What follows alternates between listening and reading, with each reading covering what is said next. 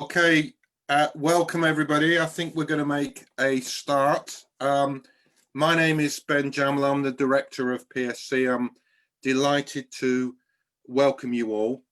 As I hope most of you are aware, this is the third in a series of webinars we are doing, which is interrogating the subject of apartheid. And as I said in introducing the very first one, the purpose of these is to reaffirm the importance of the narrative of apartheid in understanding and conceptualizing how Israel oppresses and denies rights to the Palestinian people individually and as a collective people, why we use the term apartheid, why that's legitimate, but why it is also an accurate description of how Israel imposes illegitimate power upon the Palestinian people.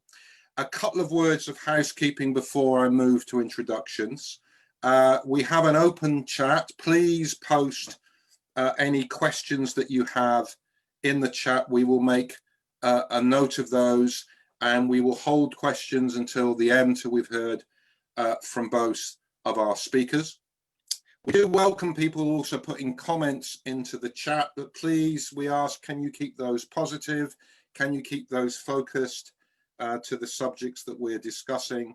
And we ask people to remember that all contributions made in the chat must adhere to the core values, the core aims of PSC and of our movement, and that includes of course, opposition to all forms of discrimination, and anyone violating that in any way will be removed from the session.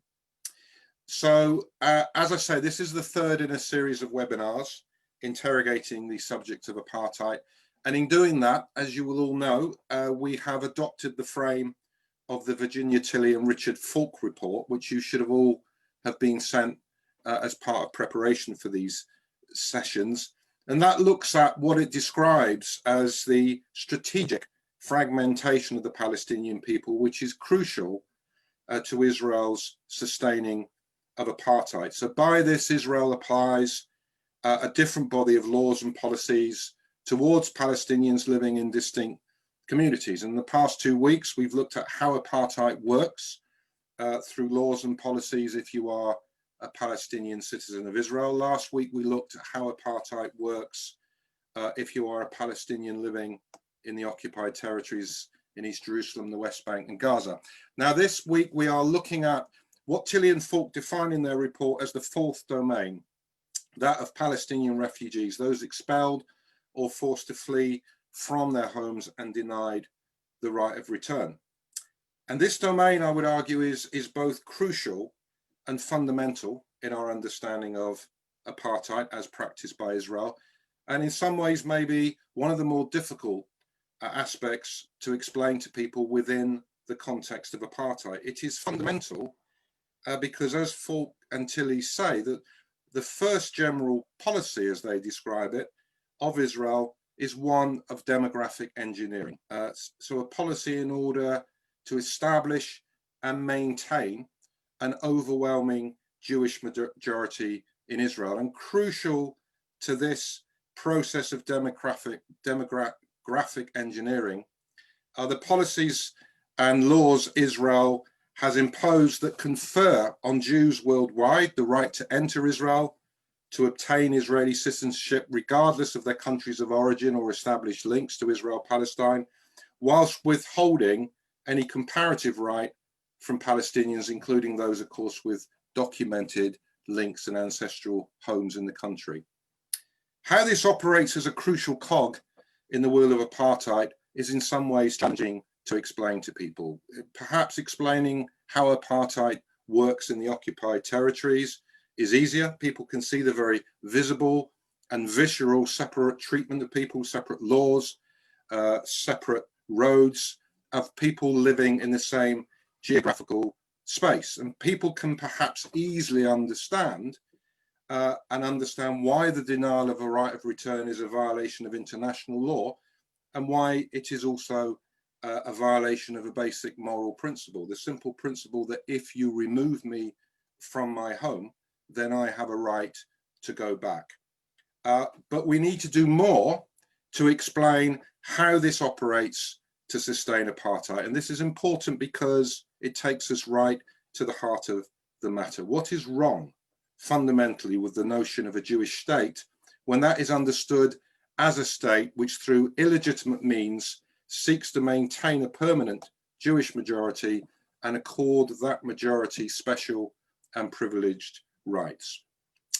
So I'm really delighted that to take us through and to discuss these issues, we are very proud to be joined this evening by two outstanding speakers and experts. We're going to hear later from Sarona Bedwan, who I will introduce properly when she comes to speak. And she will be talking about the cultural effects of displacement and dislocation for Palestinian refugees and how that relates to Israel's system of apartheid. But first of all, we're going to hear from Lubnah Shomali. And Lubnah is the Advocacy Unit Manager at BADIL. BADIL is the leading organization defending the rights of the Palestinian refugees and internally displaced persons, including the right of Palestinian refugees and their descent to return to the land from which they were expelled.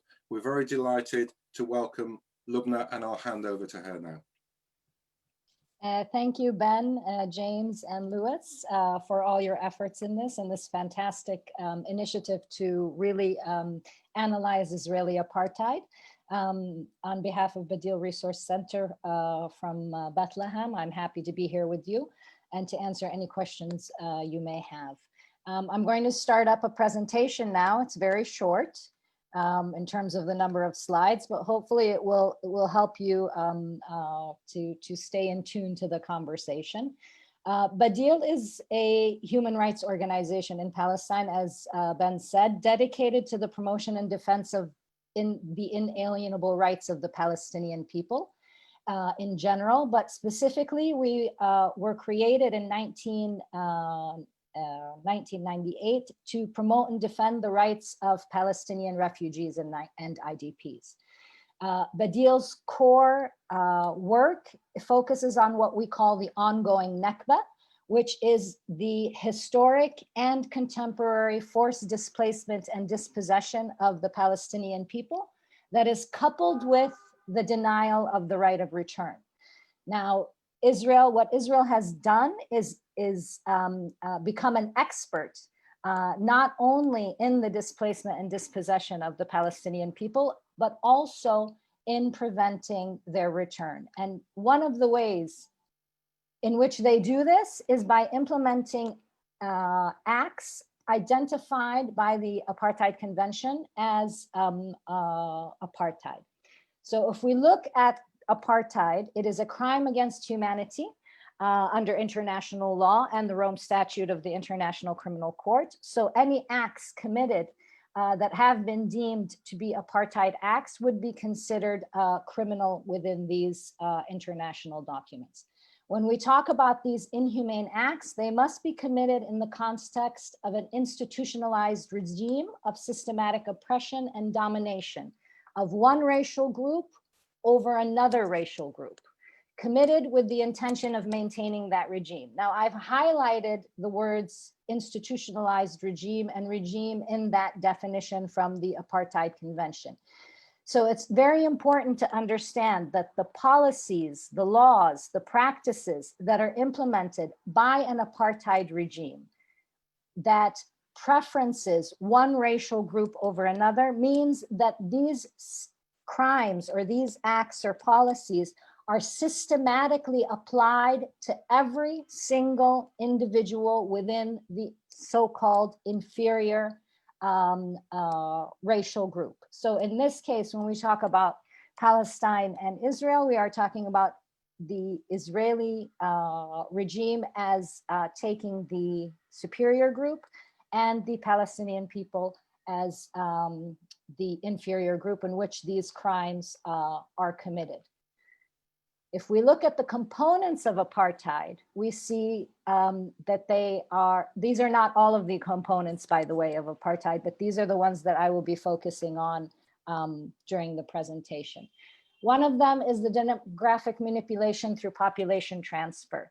In parallel to each other, what Israel has done is for the forced displacement and transfer of the indigenous Palestinian population out of mandatory Palestine into the areas surrounding it. At the same time, what they have done is transferred a foreign colonial settler, a settler colonial population. In this case, they allege that it's for Jews from around the world. And this is necessarily the case, but also they have a very definite definition, or they are very particular, let's say, about which Jews they grant return to. As an effect of this displacement and dispossession, what has happened to the vast majority of the Palestinian people is that they have become denationalized. And of course, the denationalization or the arbitrary denationalization of a group of people is also prohibited under international law. As I said, the ongoing Nakba is characterized by the displacement and dispossession of the indigenous population, also coupled with the denial of return. When we look at how Israel denies return, we can see that they have implemented it in a number of different ways, some of them direct and some of them indirect. So as an example of one of the indirect ways in which Israel has denied return, was during the Nakba and afterwards, many of the villages, the infrastructures, the homes, the properties were destroyed. Over 500 Palestinian villages and communities were depopulated and razed during the Nakba and afterwards, creating sort of a physical obstacle for the return of the Palestinian people. So if there's nothing to return to except the barren land, it creates a hindrance to the return of the people to that land. Another way in which they have denied return is how they stripped the properties from both Palestinian refugees and those internally displaced after the Nakba by instituting a law called the Absentee Property Law. The Absentee Property Law basically states that any individual who is not present in Israel, or what became Israel, will be declared an absentee, and any property that that individual owns will be transferred into a custodianship that is controlled by Israel. So by using the Absentee Property Law, Israel effectively stripped Palestinians of their land and shuffled it into a custodianship that they could not be allowed to use. The custodianship and the properties within the custodianship, of course, were effectively used for the colonization of Palestine for that settler colonial population. Another way that Israel has denied return to the Palestinian people is through the Israeli law of return. The Israeli law of return is probably one of the first Israeli apartheid laws on the Israeli law books. It was created in 1952. And it basically states that any Jew, and only a Jew, has the right to return or come and obtain nationality and citizenship in Israel. So effectively identifying the superior group, which in this case is someone who is Jewish, and the inferior group, which is someone who is non-Jewish, which would of course be the Palestinians, granting the right of return, which is a right that belongs to everyone, to a specific group based on their religious identity or religious denomination. Another issue with another component of apartheid that Israel also uses against the Palestinian people is the denial of access, use, or benefit of the properties. So as I mentioned before, when Palestinians were displaced and dispossessed, Israel confiscated all their lands under the Absentee Property Law. And these lands were shuttled into a custodianship that is completely controlled by Israel.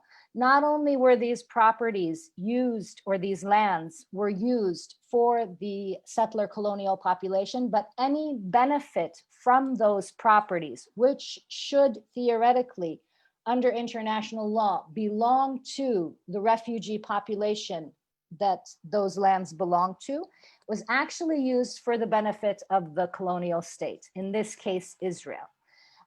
So they were denied access and use and benefit of their properties, including the fact that any benefit arising from those properties or profit that is arising from those properties legitimately belongs to those Palestinian refugees from which the land was taken. And of course, Israel is also using these properties or the benefits of these properties for their own purposes. Another component of apartheid is the segregation, fragmentation, and isolation. BADIL recently has done a paper on this and examined all three of these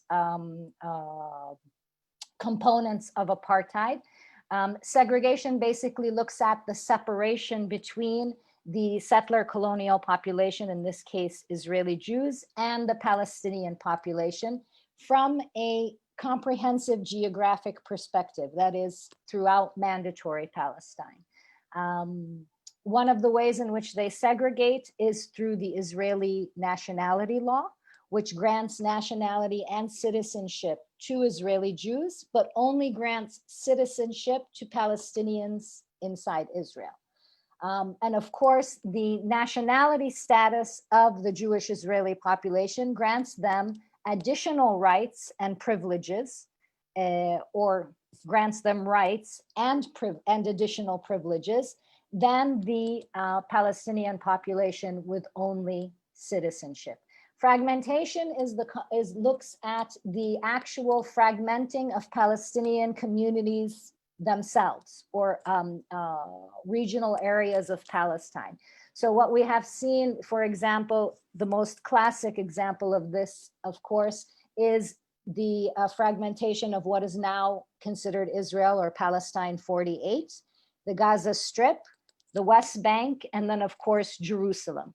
So we have this geographic fragmentation, but we also have a legal fragmentation in which each of these groups has a specific legal status within Israeli law.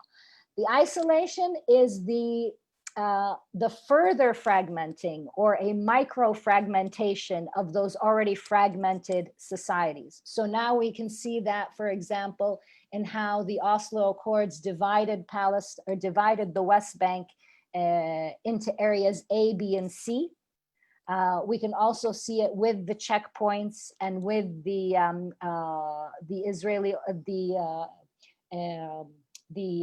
Israeli-only apartheid roads that divide communities from each other or even split communities in half. All of these components are considered inhumane acts as identified by the Apartheid Convention, and Israel is using all of these components or all of these inhumane acts against the Palestinian people. So if we look at the situation as it is now, what we have seen is the fact that Israel has successfully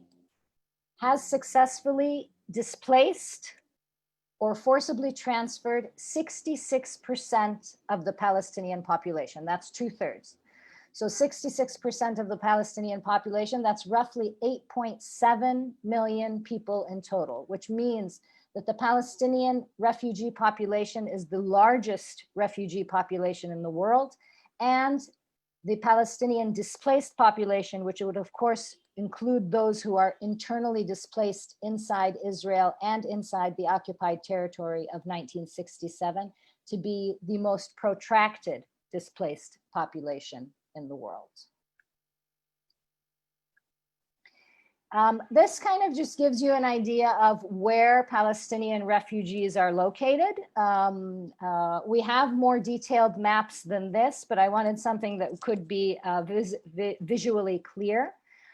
We can see that in the Arab region, we have over 6 million Palestinian refugees. In Europe, we have a little over 250,000. In North America, we have around 313,000. In South America, we have 365,000. And in the Australia and the region there, we have 31,000, over 31,000. As I said, it's important to recognize that the apartheid nature of Israel, or the Israeli regime that is being implemented against the Palestinian people, is effectively being implemented against all the Palestinian people, regardless of their geographic location. So that means, in the same way that a refugee in Aida refugee camp in Bethlehem cannot return to his or her place of origin inside what is now Israel, the same is true for a Palestinian in America, or the same is true of a Palestinian in Europe, or even if they were in India. So that denial of return exists across the board. The denial of the use of properties exists across the board. The segregation, fragmentation, isolation exists across the board, regardless of that geographic location. So what we have seen is Israel has created a hierarchy, where a legal hierarchy, where Jewish nationals have ultimate rights and privileges inside within Israeli law, whereas Palestinians fall into different categories. Now, the measure, or let's say the intensity of the impact of the apartheid regime varies with the legal status. But regardless of that intensity, there are that are consistent throughout, which were the ones that I went through previously, particularly concerning the right of return. I should also mention that even a Palestinian with Israeli citizenship that is residing inside what is now called Israel, even if his or her home is only 1 kilometer away, this individual would not be able to exercise his or her right of return. So as we go down the pyramid, we can see that by examining current Israeli laws and practices, as we go down the pyramid, the human rights violations increase because the Israeli policies, practices, and measures are more stringent and take away even more rights as we go down. And at the bottom of the pyramid, you can see that those are Palestinian refugees in exile, because they are denationalized, they are not allowed to return, and they are also not allowed to reclaim and reuse their properties. And I'll stop there.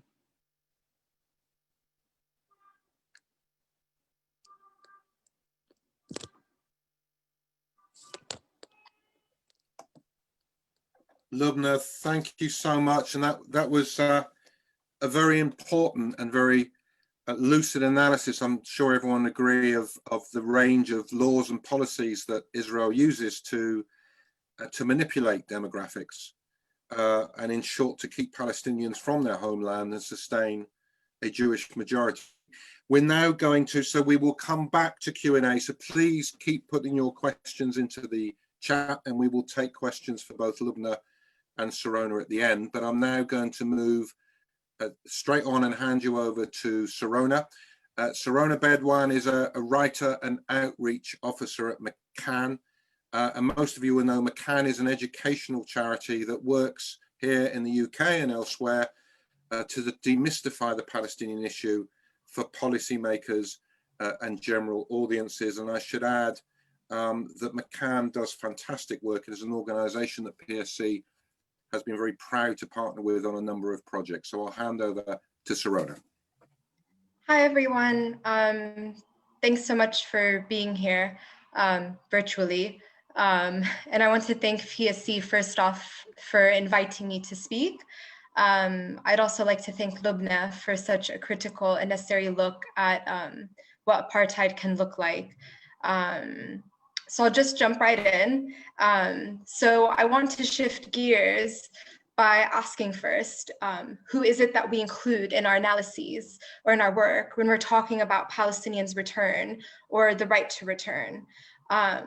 So as I'm sure most of you know, this webinar series has been examining what apartheid can look like in its various forms, depending on Palestinians' locations, as Lubnah's presentation just brilliantly did.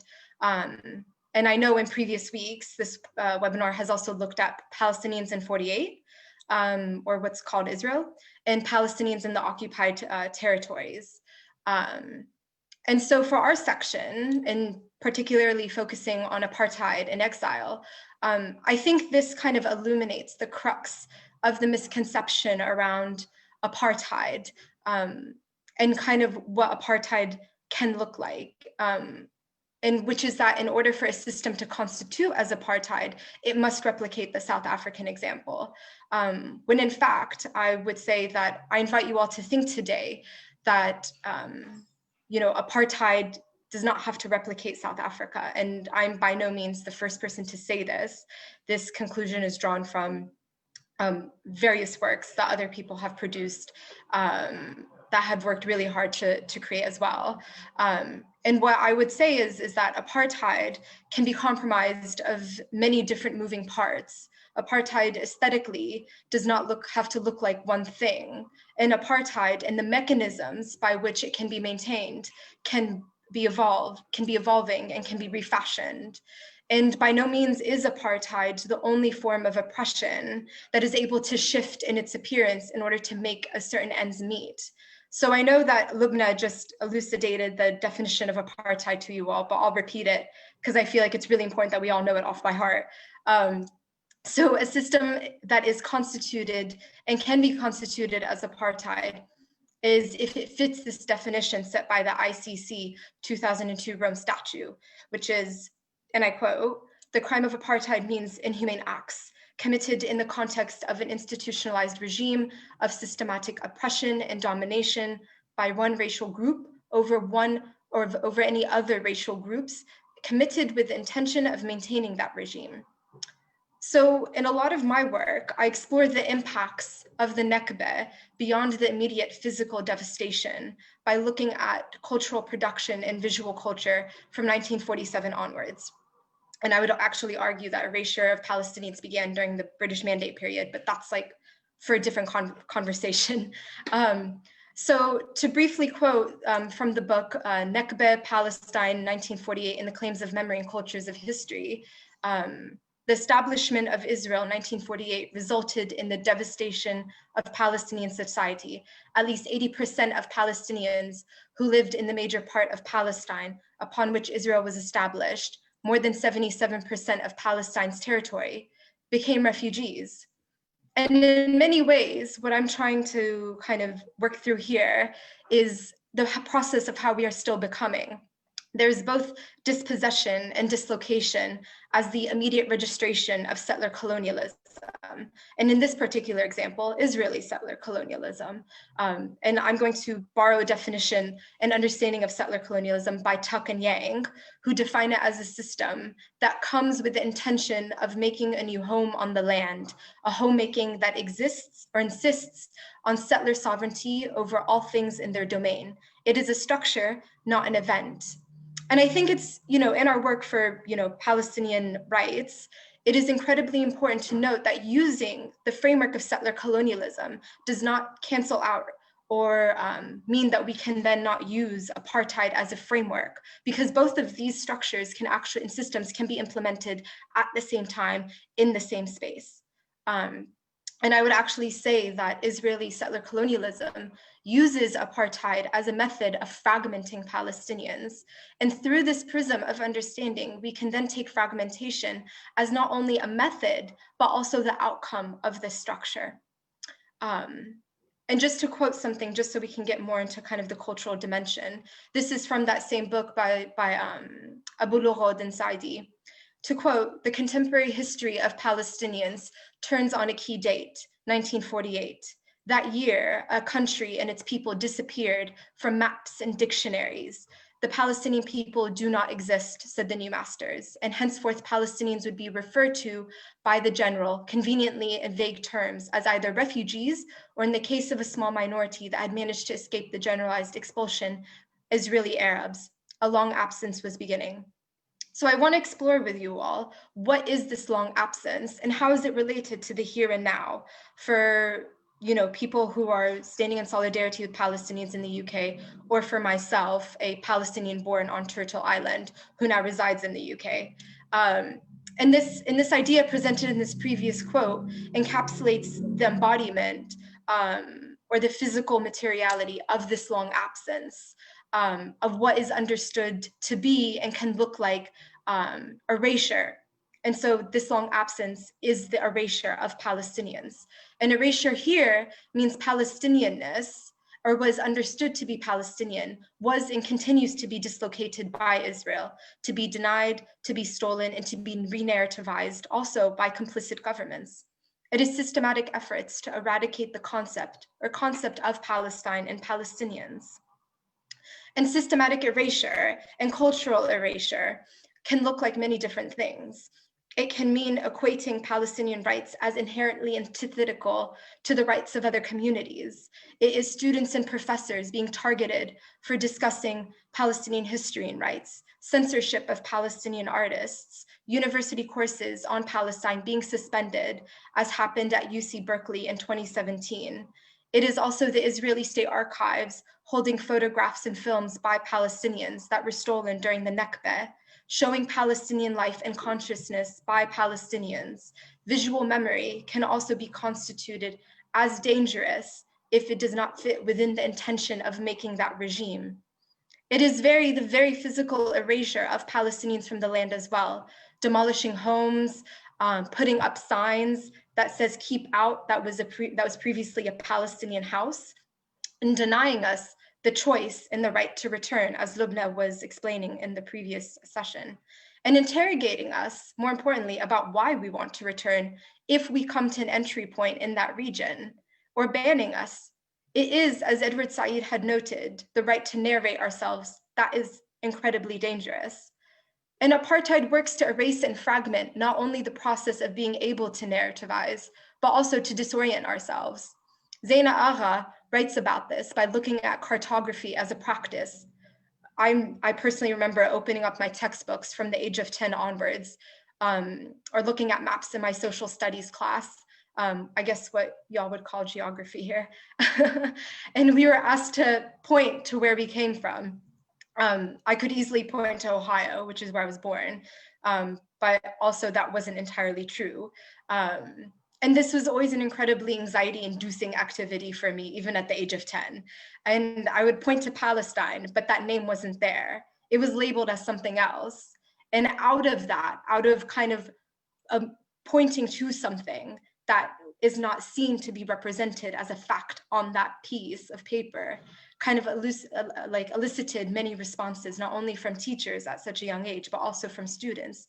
And there, that form of apartheid kind of comes out, which is the interrogation of why you are saying you are something which is not known or kind of represented to be fact. And to quote Zaina Agha, labeling and naming is likewise a matter of contention, she writes in Al-Shabaka. Despite never having declared its borders, Google gives Israel a label and boundary as if it were an uncontested block of territory, with Jerusalem marked as its capital, ignoring its internationally recognized status.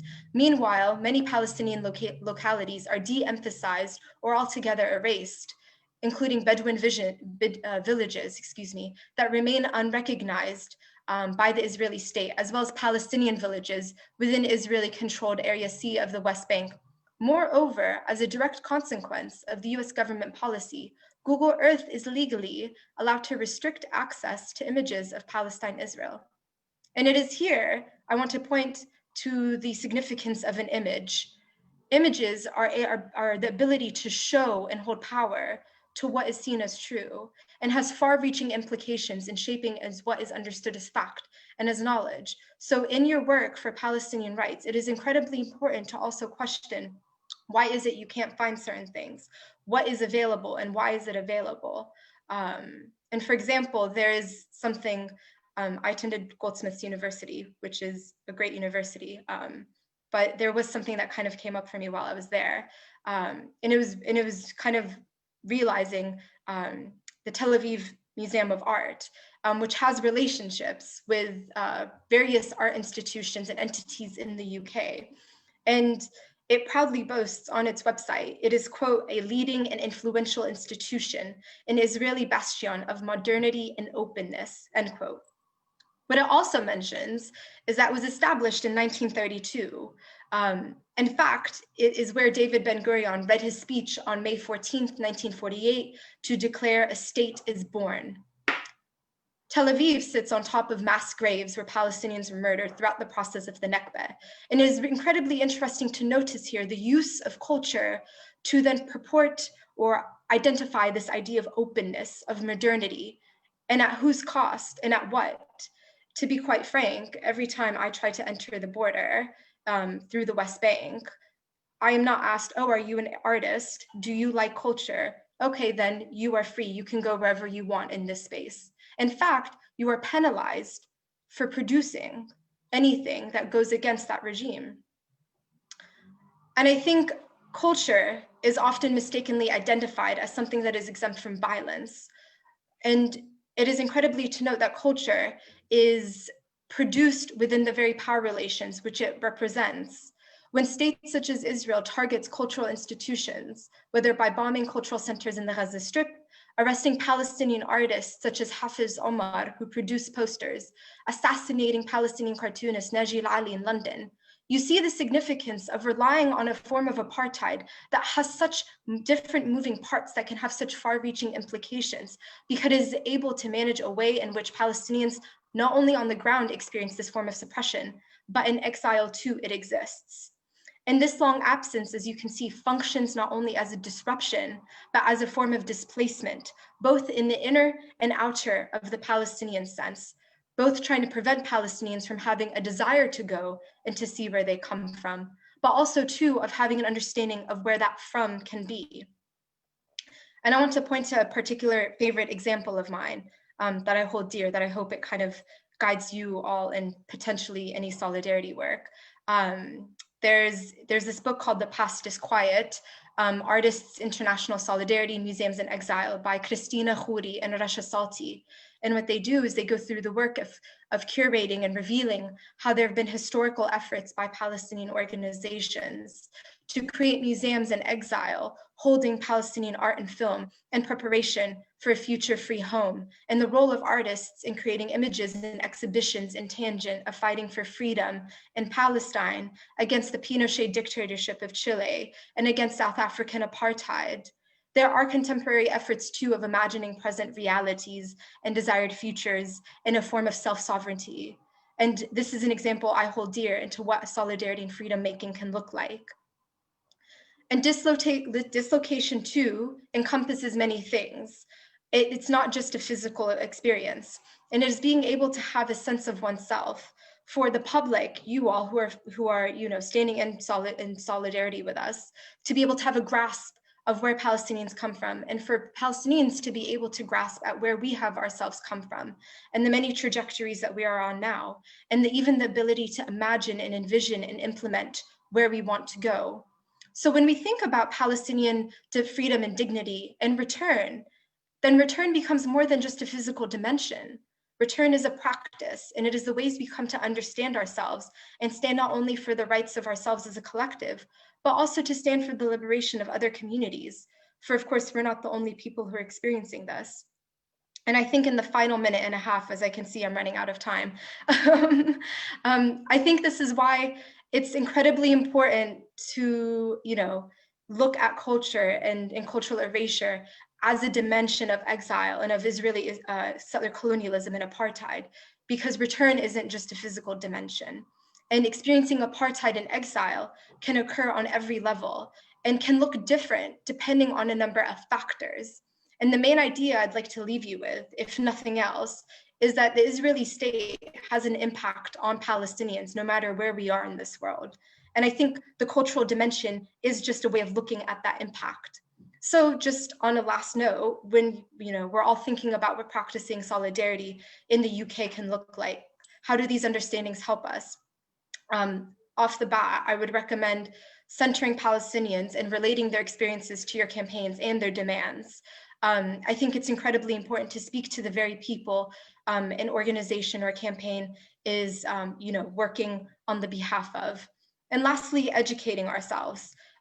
There are a copious amount of resources available which work to elucidate Palestinian histories and contemporary realities, BADIL being one of these incredibly crucial ones, which I often refer to. And it's not just enough to campaign. It is necessary to be empowered with the knowledge and understanding of how we arrived to where we are, because we cannot campaign if we don't know, right? And lastly, I hope that this reorients for you what action and solidarity can look like, and more importantly, who we talk about when we're talking about Palestinians and return. Thank you.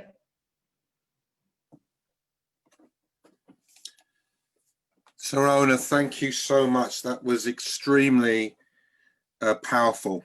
And there's the huge amount that you've said that I think are things that we want to take into our final session next week, which is going to look at how we move from apartheid to freedom and justice and equality and what that looks like. And you've reminded us that the process of decolonization is more than just a simple return to the land. It's about how we decolonize our minds and our spirits, and how we challenge this process of memoricide, this attempt to erase not just Palestinian villages and towns, but Palestinian culture and history. There will not be a Palestinian in this meeting who's not had the experience of being told, you don't actually exist as a people. You don't have a real identity. And we still have a space where that passes the dinner table test. That still is a line of discourse that doesn't disbar you from public office. For example, we had a candidate for the President of the United States not that long ago who publicly stated that the Palestinian people don't exist. So listen, there is so much for us to discuss. We've got time now for a body of questions. We have some that have already been posted, but if people want to post more, we've probably got time to take one or two more than the ones we've got. I'm going to start with one and I'll open it to whoever wants to answer this.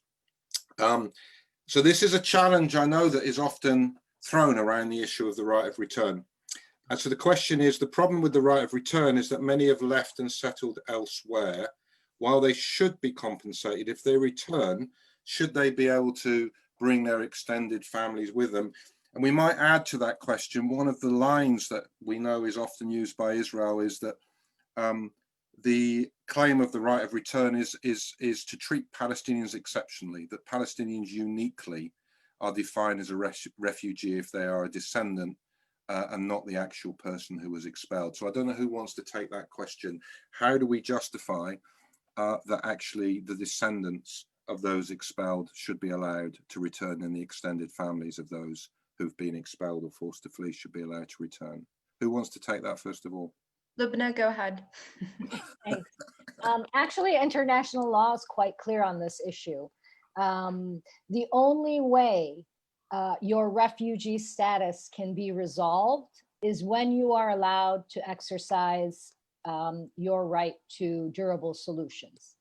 Durable solutions under there are three main durable solutions under international law.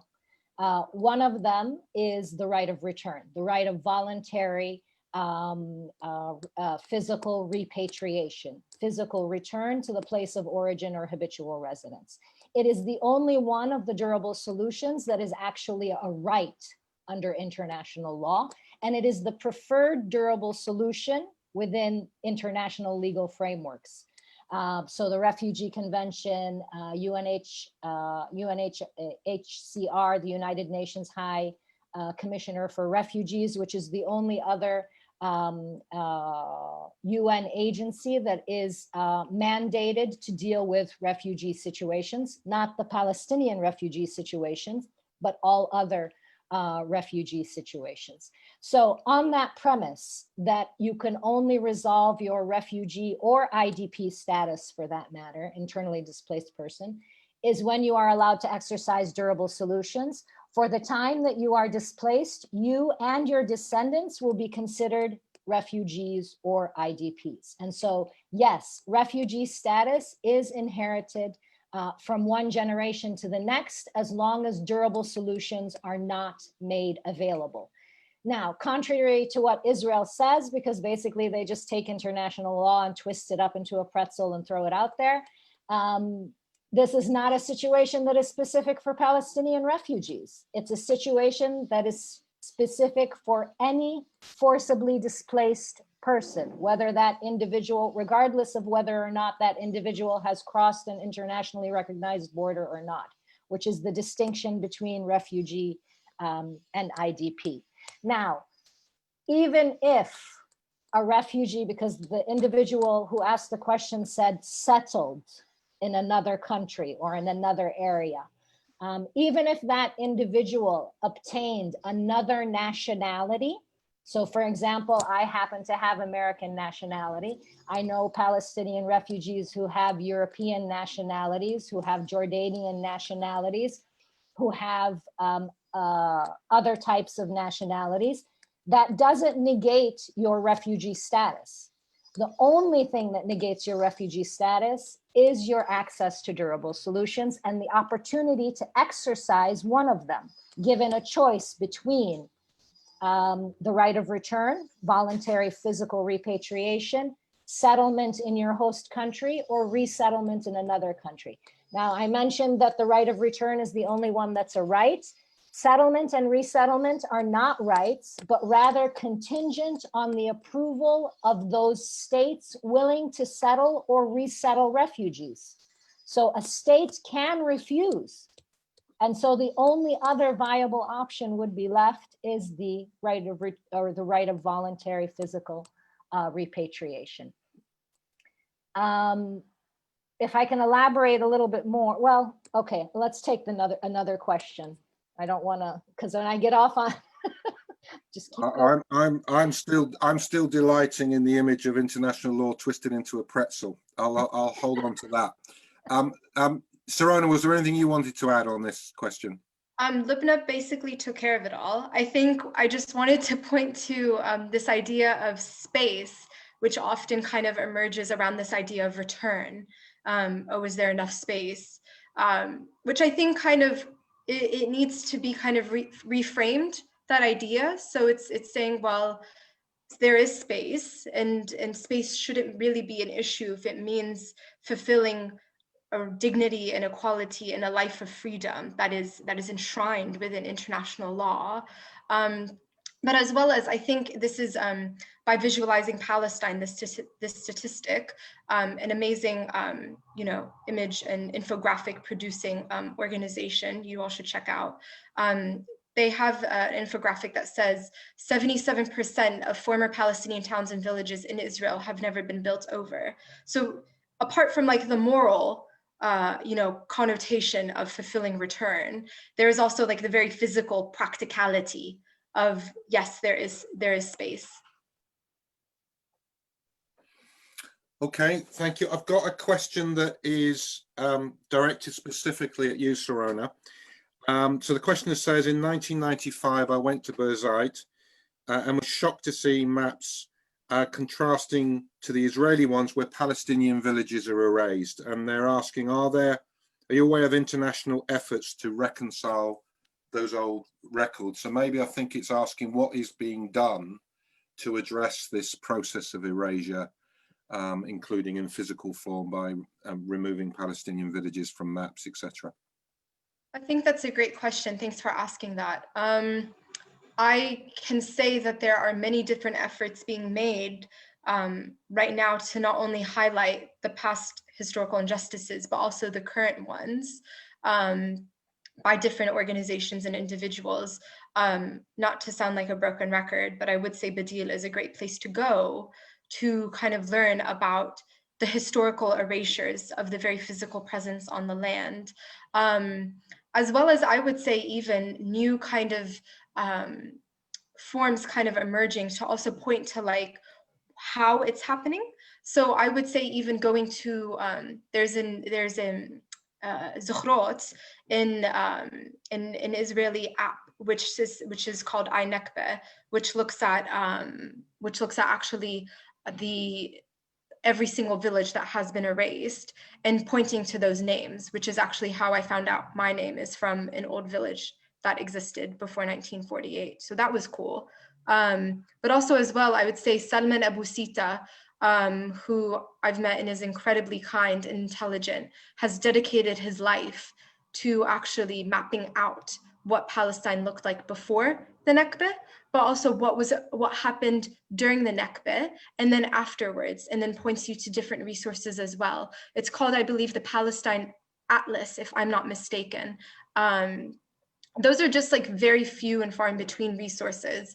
I'm happy to, after this, if PSC is able to, I'm happy to send resources to the PSC to share with you all after this that kind of deal with these questions, because there's so many, and unfortunately, my brain cannot hold them all at the same time. This is going to feel like Sarona's been asked to fundraise for PSC, but I have to give a plug. Salman Abu-Sitta's Atlas is available at the PSC shop. It is a really fantastic resource, and I'll add all of the references that were made in both Lubnah's and Sarona's presentation that we haven't posted in. We will send out to people sort of key links to sort of references that were made. I know people are putting into the chat. Can we have the links? Lubnah, was there anything you wanted to add on that, on this question?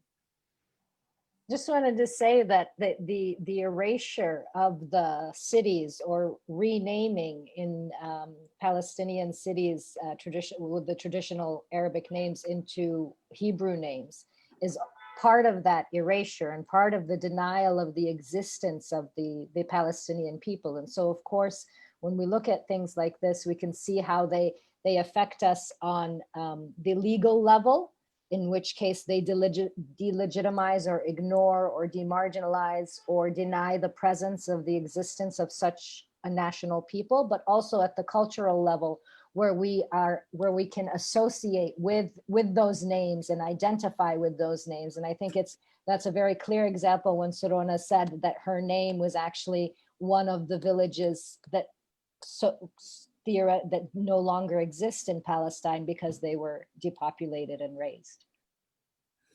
I've just been asked to say by our backroom team that we've got about 20 copies of that atlas left. So the link is there. So buy early is the advice.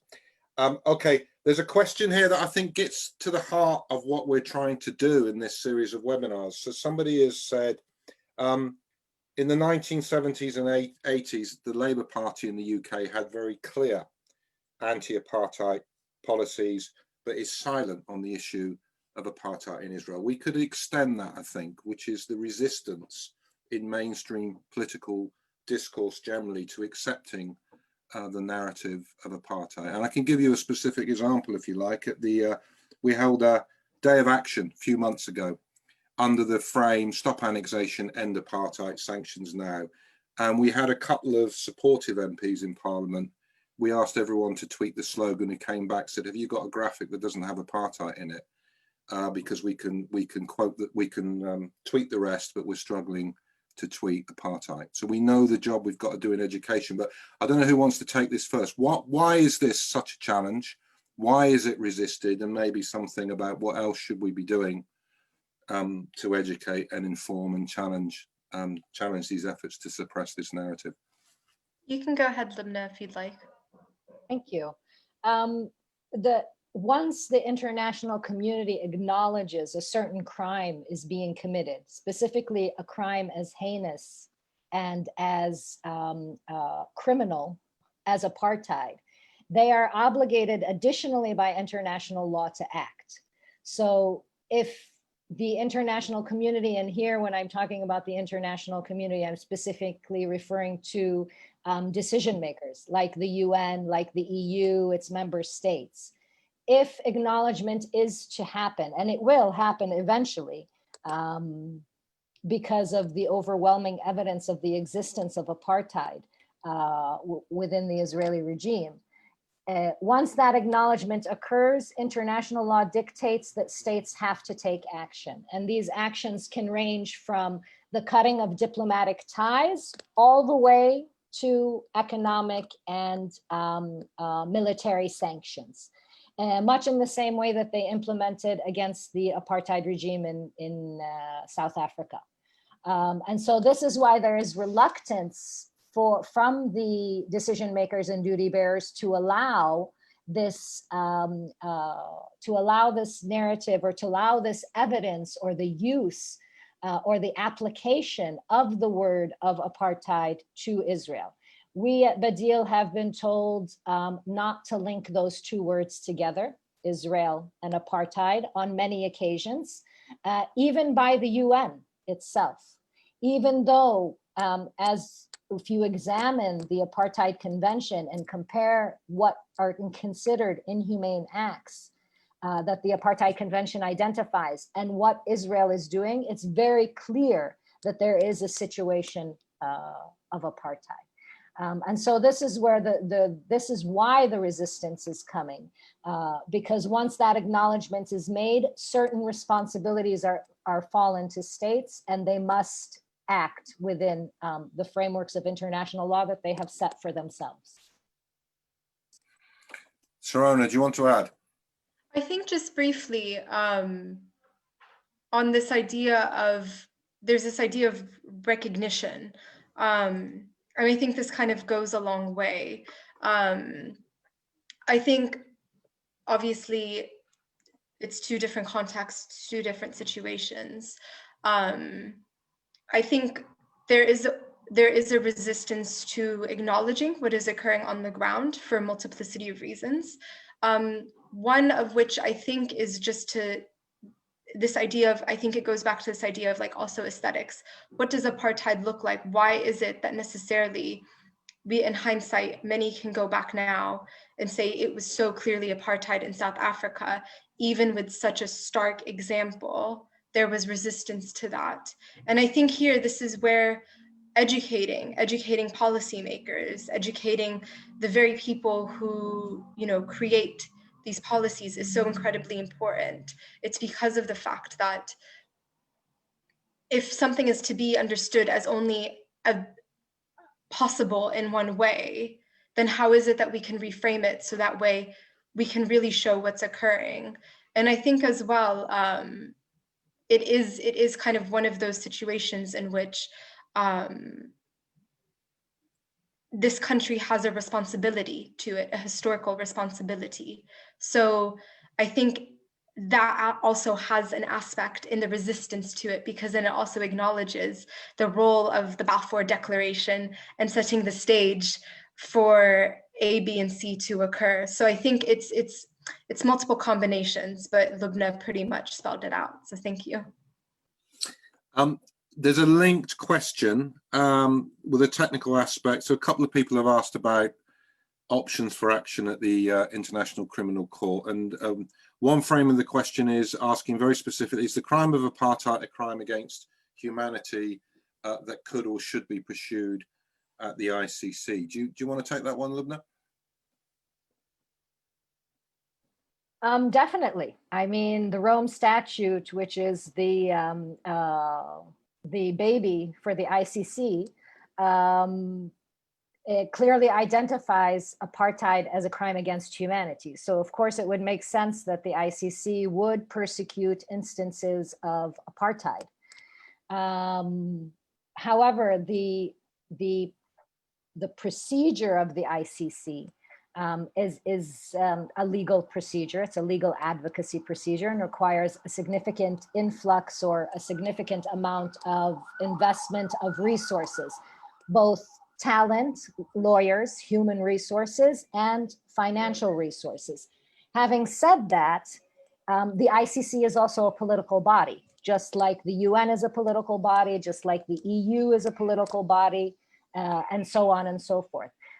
So there are political influences at play. We are not strictly talking, and we will never be able to strictly talk about a right as a right that is naked of political influence.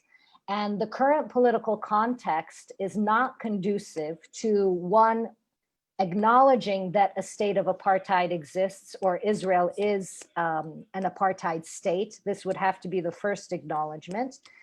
And then once that happens, then we need to get the legal machinations or the legal process going.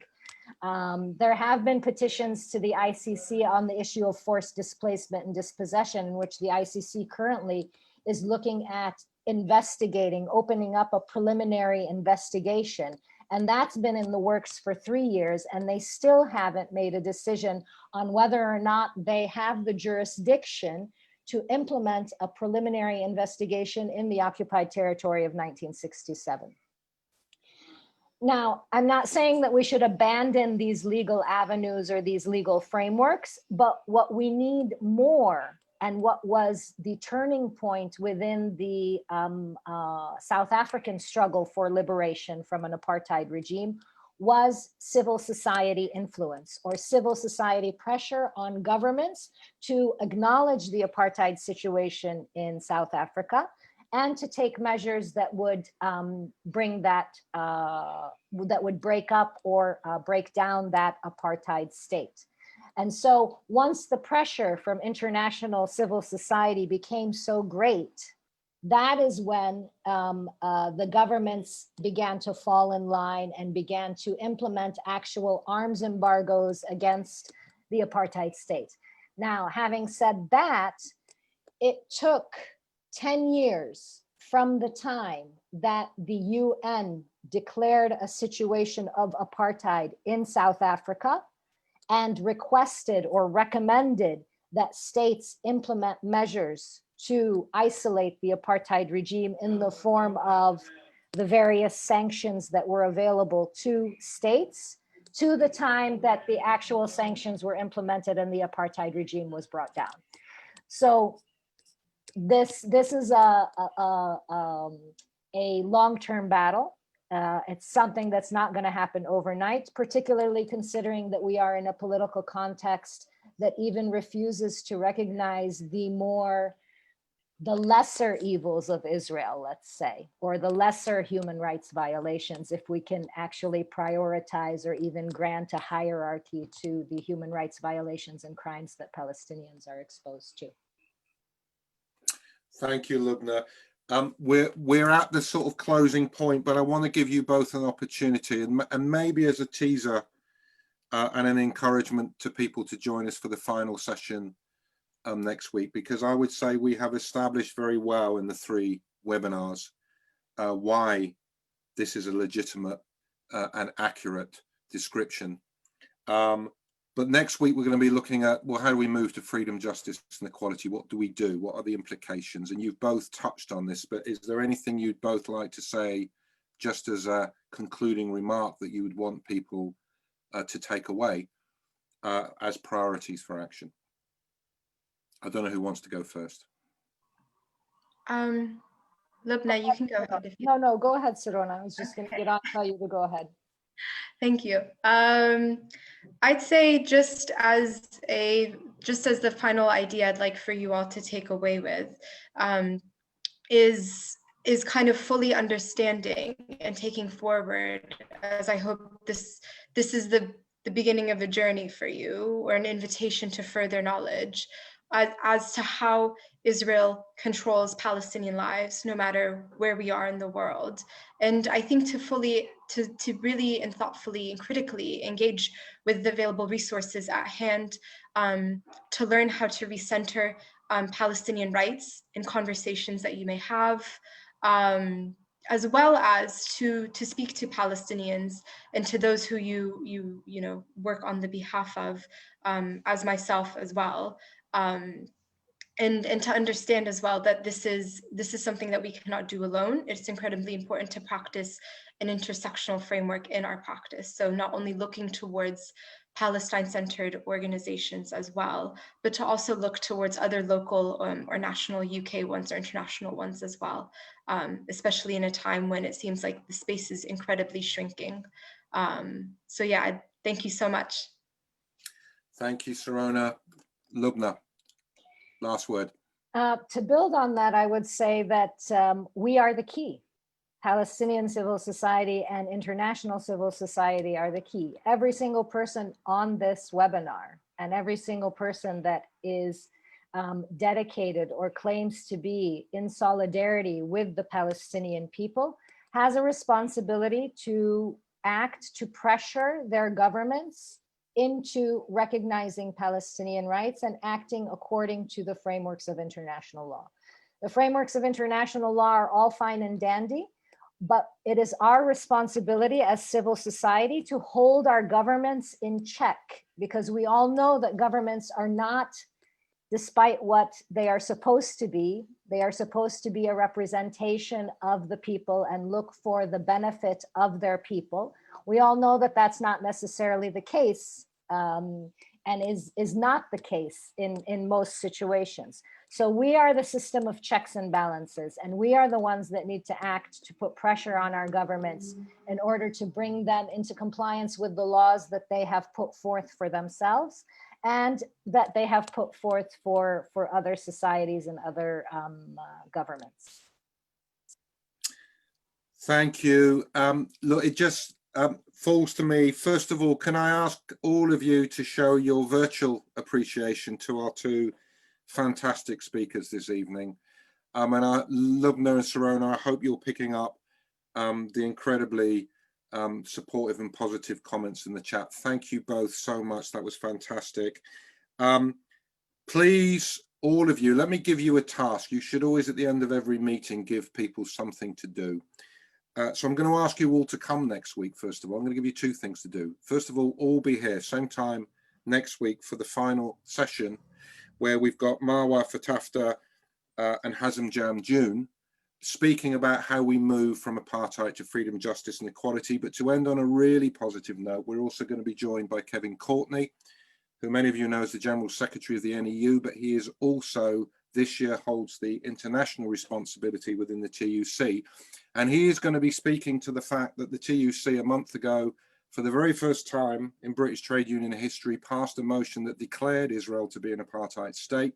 He's going to be saying how that happened and what flows from that. What are the consequences for the TUC that come from that motion? So your second task is not only to be here next week, but each of you is tasked, and I will be checking in at the beginning of next week, and those of you who have not fulfilled the task will be automatically removed, to bring one additional person with you who is not here tonight. So that's your challenge. Get one extra person to come next week, and let's see if we can get the largest audience we've had for any of these webinars. Thank you all for attending. See you next week, accompanied by your one additional person. Thank you to Lubnah and Sarona. See you soon.